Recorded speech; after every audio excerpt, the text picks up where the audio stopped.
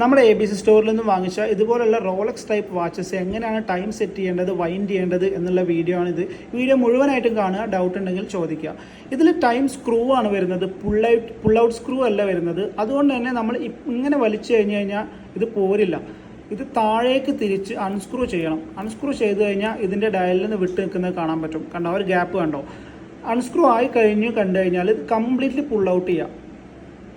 Complete pull out ആയി കഴിഞ്ഞ് കഴിഞ്ഞാൽ താഴേക്ക് തിരിച്ച് നമുക്ക് ടൈം സെറ്റ് ചെയ്യാൻ പറ്റും. ഇപ്പോൾ കറൻറ്റ് ടൈം അല്ലെങ്കിൽ മുകളിലേക്ക് തിരിച്ച് വട്ടവർ പ്രോപ്പർ ടൈം സെറ്റ് ചെയ്യാം. ഇപ്പോൾ ഒരു 6 മണിയാണെന്നുണ്ടെങ്കിൽ 6 മണി ടൈം സെറ്റ് ചെയ്തു. ഇനി ഒരു ചെറിയ പ്രസ് കൊടുക്കുക, മൈനർ പ്രസ്. കൂടി പോയി കഴിഞ്ഞാൽ വൈൻഡിങ്ങിലേക്ക് എത്തും. അതിൻ്റെ ഇടയിലായിട്ടാണ് ഇത് വരുന്നത്. ഓക്കെ ഇതിൽ നമ്മൾ ഡേറ്റ് ഇപ്പോൾ ഇന്ന് 10-ാം തീയതിയാണ്. ഡേറ്റ് 10-ാം തീയതി സെറ്റ് ചെയ്തു. ഇനി ഒരു പ്രസ് കൂടെ കൊടുക്കുക. ഇതാണ് വൈൻഡിങ്, അഥവാ ഇതിന് ബേസിക് ചാർജ് കൊടുക്കുന്ന ഒരു ഏരിയയാണ് വൈൻഡിങ്.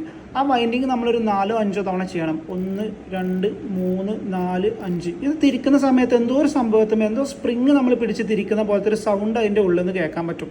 അപ്പോൾ അത് വൈൻഡ് ആവുന്നുണ്ടെന്ന് അർത്ഥം. ഇത് 5 6 കൂടുതൽ മുകളിലേക്ക് വീണ്ടും തിരിക്കരുത്. 10 20 വട്ടമൊന്നും തിരിക്കരുത്. അങ്ങനെ തിരിച്ചിട്ടുണ്ടെങ്കിൽ ഇതിൻ്റെ ഉള്ളിൽ നൂല് പോലത്തെ ഒരു സംഭവമുണ്ട്.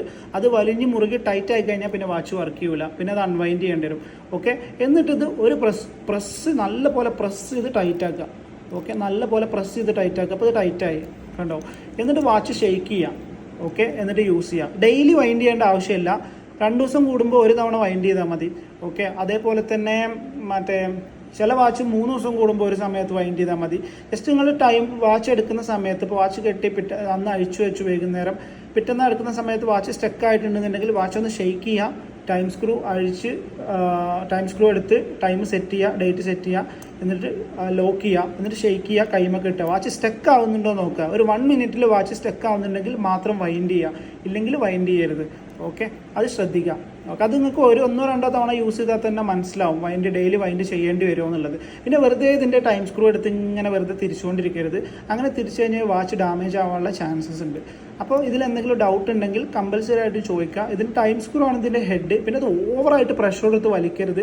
ഒരു നാക്ക് ഉണ്ട്, ആ നാക്കിൽ വലിച്ചിട്ട് ഡേറ്റും ടൈമും സെറ്റ് ചെയ്യുക. ഡൗട്ട് ഉണ്ടെങ്കിൽ ചോദിക്കുക. Thank you.